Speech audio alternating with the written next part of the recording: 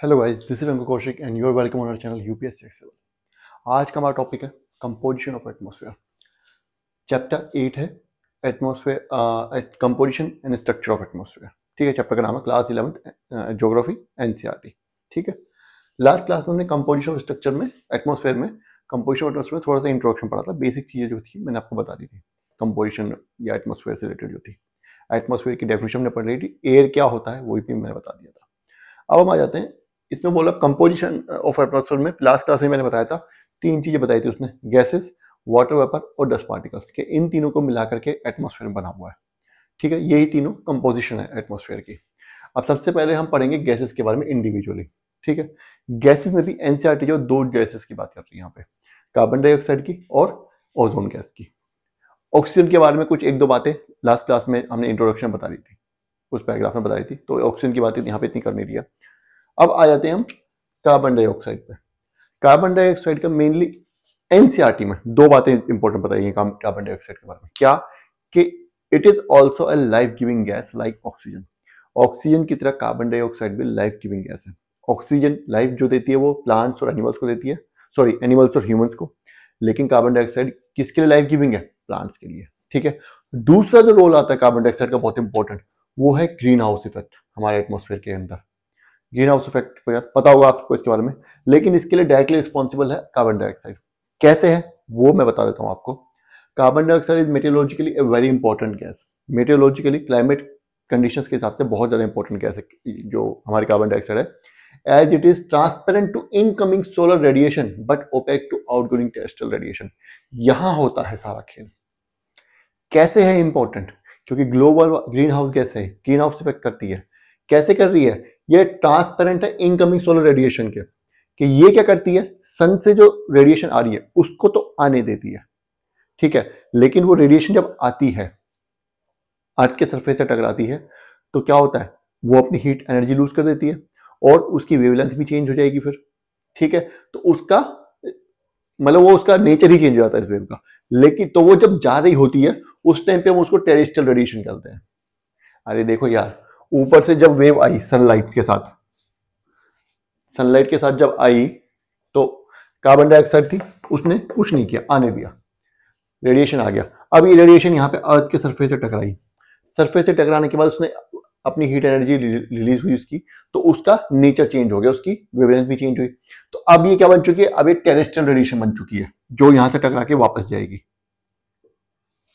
लेकिन ये CO2 particles इसको वापस नहीं जाने देंगे, अब इसको ये एब्जॉर्ब कर लेंगे और फिर वापस भेजेंगे यहाँ पे इधर सरफेस पे, तो जिससे कि हमारे अर्थ का जो टेम्परेचर है बढ़ जाएगा, बढ़ जाता है। अगर ये कार्बन डाइऑक्साइड ना होती, अगर ये ग्रीन हाउस इफेक्ट ना होता, तो हमारा अर्थ भी जो बाकी जो क्या बोलते हैं, जो बाकी प्लैनेट्स हैं अर्थ जो दूर दूर हैं, जो कि ठंडे हैं, जिनके यहाँ बर्फ जमी जाती है, उसी तरीके से होता है। यहाँ भी टेम्परेचर माइनस में होता, पूरी अर्थ पे रहने लायक टेम्परेचर नहीं होता। जो अर्थ का जो टेम्परेचर अभी है ग्लोबल जो एवरेज टेम्परेचर 15 डिग्री, जो कि बढ़ के 16.5 या 4 हो गया है, ठीक है, वो नहीं होता, माइनस में टेम्परेचर होता है एवरेज टेम्परेचर। रहना यहाँ पे फिर बहुत मुश्किल हो जाता।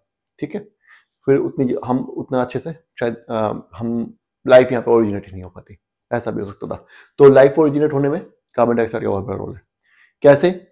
It absorbs A part of terrestrial radiation. Terrestrial radiation जो यहाँ से टकरा के वापस जा रही है उसको एब्जॉर्ब कर लेती है and reflects back some particle of it towards earth surface, और जो फिर क्या करेगी, इसको एब्जॉर्ब करेगी और फिर दोबारा सरफेस पे भेज देगी, जिससे कि सरफेस जो है वो क्या होता है, थोड़ा सा उसका टेम्परेचर बढ़ जाता है। और इसको हम क्या बोलते हैं, इसको हम ग्रीन हाउस इफेक्ट बोलते हैं। ठीक है, तो यहाँ पे आपको कार्बन डाइऑक्साइड का जो कंपोजिशन है, जो रोल है एटमॉस्फेयर में, वो भी आपको बता दिया गया और ग्रीन हाउस के बारे में समझा दिया गया। ठीक है, दो तीन चीजें एक ही बार में। आगे क्या बोल रहा है, the volume of gases is constant. Atmosphere में जो वॉल्यूम ऑफ गैसेज लगभग लगभग कॉन्स्टेंट है, but volume of carbon dioxide has been rising in past few decades mainly because of burning of fossil fuels.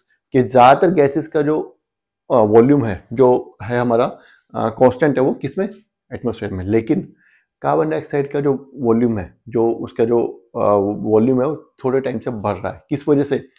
Fossil fuel को burn करने से, जो हम इंडस्ट्रीज लगा रहे हैं, जो हम गाड़ियां दौड़ा रहे हैं, है ना, हम जो जो पॉल्यूशन कर रहे हैं, उसकी वजह से कुछ टाइम से कार्बन डाइऑक्साइड का जो है वो क्या हो रहा है, उसका जो वॉल्यूम है थोड़ा सा बढ़ रहा है, जिसकी वजह से this has also increase the temperature of the air. इसी वजह से एयर का, हमारे जो आसपास जो एटमॉस्फेयर है उसका टेम्परेचर थोड़ा बढ़ गया है, जो कि हमें पता ही है कि अर्थ का जो एटमॉस्फेयर का एवरेज टेम्परेचर है वो लगभग 1.5 डिग्री बढ़ गया है, जो कि बहुत ही हार्मफुल है हमें आने वाले टाइम में होने वाला है। ठीक है, तो कार्बन डाइऑक्साइड के बारे में मेजर मेजर चीजें बता दी यहाँ पे। अब एक चीज और बोल रहा है, गैसेज में दूसरा सेक्शन हो रहा है, ओजोन के बारे में एक लाइन और बोलिए, वो भी जल्दी से पढ़ लेते हैं।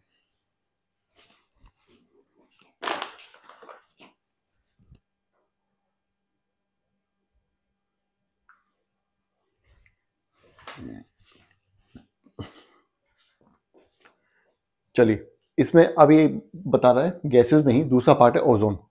ओजोन के बारे में बात करते हैं। ओजोन क्या होती है? Ozone basically O3। ओजोन एक इनऑर्गेनिक मॉलिक्यूल होता है, ठीक है। ये गैस है, पंजेंट स्मेल होती है और पेल ब्लू इसका कलर होता है, ठीक है। इतना आप 3-4 बातें ध्यान रखिएगा, बाकी आगे तो मैं बताऊंगा, ये सब चीजें लिखवा भी दूंगा। यहाँ पे नहीं था तो मैंने नहीं लिखवाया, सिर्फ बता दिया आपको, ठीक है। एनसीईआरटी क्या बोल रही है? Is another important component of the atmosphere. दूसरा इंपॉर्टेंट कंपोनेंट कौन सा है? वो पहला भी हमने कार्बन डाइऑक्साइड पढ़ा, एक और कौन सा है? ओजोन है। फाउंड, अब इसकी लोकेशन बता रहा, found between 10 and 50 kilometre above earth surface. 10 से 50 किलोमीटर, जहां पे हम खड़े हैं वहां से 10 किलोमीटर के बाद और 50 किलोमीटर तक, ठीक है, उस रेंज में पाया जाता है, मिलती है ओजोन, ठीक है। स्ट्रेटोस्फीयर में मिलती है, वो सब चीजें तो मैं अभी आगे जो स्ट्रक्चर पढ़ाऊंगा तो आराम से बता दूंगा, कोई दिक्कत नहीं, ठीक है। उसके बाद इसका रोल क्या है? लोकेशन इसकी बता दिया कहाँ मिलती है, ठीक है, लेकिन इसका रोल क्या है, क्यों इंपॉर्टेंट है एटमॉस्फेयर में? Because it acts as a filter. ये एक फिल्टर की तरह काम करती है। कैसे? एब्जॉर्ब करती है अल्ट्रा वायलेट रेज को। जो सन से अल्ट्रा वायलेट रेज आती हैं, those rays are very harmful for human या और किसी भी लिविंग बीइंग के लिए, ठीक है। किसी भी लिविंग बीइंग के लिए अल्ट्रा वायलेट रेज हार्मफुल होती हैं। बेसिकली डर्मल कैंसर जो होता है, स्किन कैंसर हो जाता है इनकी वजह से। अगर ये अर्थ तक पहुंच जाए तो स्किन कैंसर बहुत जल्दी से हो जाएगा ह्यूमंस को, अगर इसके एक्सपोजर में रहे। तो ये क्या करती हैं? ओजोन क्या करती है? इन यूवी रेज को एब्जॉर्ब कर लेती है और एक फिल्टर का काम करती है, उनको नीचे आने ही नहीं देती है। Radiating from the sun, ultraviolet rays जो सन से आ रही हैं, रेडिएट करके आ रही हैं, उनको नीचे तक नहीं आने देती, उनको फिल्टर कर लेती है, एब्जॉर्ब कर लेती है।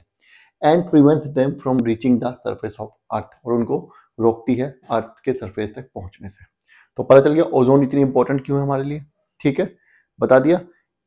दो तरह की ओजोन होती है, एक गुड ओजोन, एक बैड ओजोन। ये गुड ओजोन है। एक बैड ओजोन भी होती है, उसके ऊपर मैंने वीडियो बनाई हुई है, वो वीडियो आप देखिएगा, सर्च कर लीजिए, शॉर्ट्स में आपके फीड में आ जाती होगी, ठीक है। गुड ओजोन और बैड ओजोन करके शॉर्ट बनाया हुआ है, देखिएगा, आपको पता चल जाएगा कि गुड ओजोन ये क्यों है। ये तो पता चल गया आपको, फिल्टर का काम कर रही है तो गुड ओजोन है। बैड ओजोन क्यों होती है वो भी आपको पता चल जाएगा, ठीक है। चलिए, तो फिर ये यहाँ पे गैसेस खत्म हो गया।